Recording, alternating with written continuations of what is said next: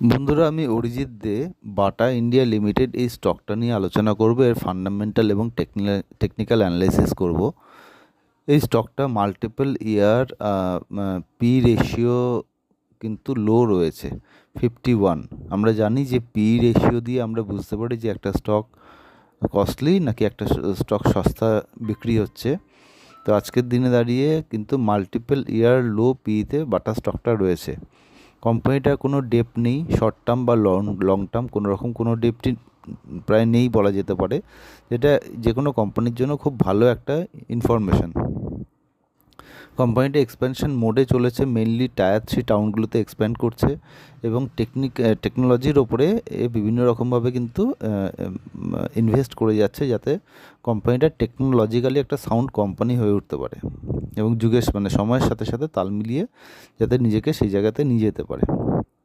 এর একটা sport brand আছে, পাওয়ার নাম, যে ব্র্যান্ডটা সবচেয়ে বেশি গ্রোথ দেয় বাটাকে, এবং সেই ব্র্যান্ড যে সবচেয়ে বেশি কামিয়ে নিয়ে আসে তাকে সবসময় নার্চার করাটা দরকার। বাটা সেটাই করছে এখন, পাওয়ার ব্র্যান্ডটাকে কিন্তু বাটার কাছে ফোকাসড।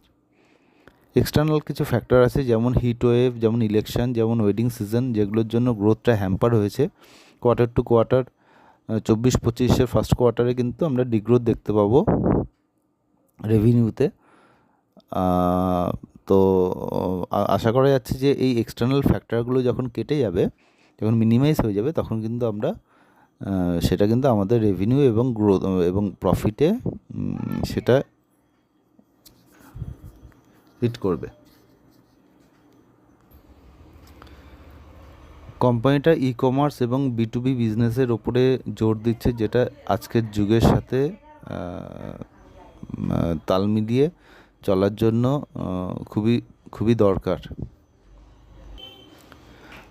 কোম্পানিটা একটা ডিসেন্ডিং ট্রায়াঙ্গেলের মধ্যে দিয়ে চলছে, যেখানে বিয়াররা অ্যাক্টিভ রয়েছে। সুতরাং আমরা দেখতে পাচ্ছি যে তলার দিকে 1200 থেকে 1300 এই লেভেলটা হচ্ছে গিয়ে ওর একটা সাপোর্ট লেভেল, বেস্ট লেভেল তৈরি করেছে। আশা করা যাচ্ছে যে এই লেভেল থেকেই আবার কিন্তু এই স্টকটা বাউন্স ব্যাক করবে। সুতরাং যারা লং টার্ম নিয়ে চিন্তাভাবনা করছেন, তারা এই টেকনোলজিক্যালি এবং ফান্ডামেন্টালি সাউন্ড স্টকটার দিকে নজর রাখবেন। ধন্যবাদ। ভালো লাগলে লাইক এবং সাবস্ক্রাইব করবেন।